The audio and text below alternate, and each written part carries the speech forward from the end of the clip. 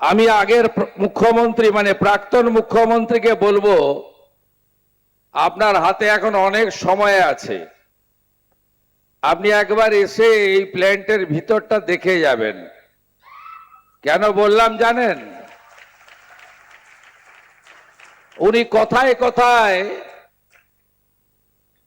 বিশেষ করে মারোয়াড়িদেরকে, হিন্দি স্পিকিং লোকেদেরকে বলেন, ये लोग तो बाहरी है, गुजरात बनने नहीं दूंगा, यूपी बनने नहीं दूंगा।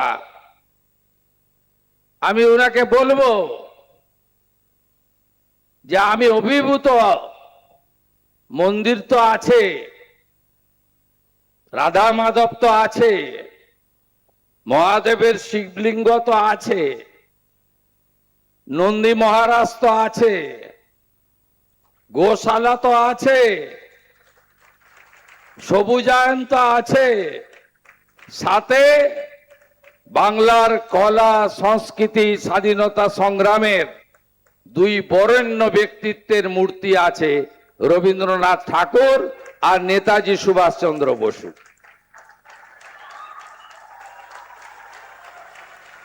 আপনি একবার এসে দেখে যাবেন, আমাকে জানাবেন, আমি সরকারের হেলিকপ্টারটা দিয়ে দেব। আর যাই বলুন, এদেরকে বাহারি বলবেন না। এবারে যদি এই সরকারটা না আসতো, এরা সব উড়িষ্যা চলে যাবে ঠিক করেছিল। সিন্ডিকেট রাজ, তোলাবাজি, রাস্তায় গাড়ি নিয়ে বেরোলে হাত পাতত, গুন্ডা ট্যাক্স, একবার এমভিআই টাকা নেয় তো আরেকবার পুলিশ টাকা নেয়, আরেকবার পুলিশ টাকা নেয় তো আরেকবার ডান্ডা ট্যাক্স টাকা নেয়। কি অবস্থা করে রেখেছিলেন আপনারা! এই সরকার আসার জন্য বাংলা বাঙালি বেঁচে গেছে, আর ইনারাও ফিরে আসতে শুরু করেছেন। আমি স্বাগত জানাবো পশ্চিমবঙ্গ সরকারের পক্ষ থেকে। আজ 34 বছরে হরতাল হরতাল, 24 ঘন্টার হরতাল, হরতাল করতে করতে, স্ট্রাইক করতে করতে 34 বছর তালা চাবি লাগিয়ে দিয়েছে।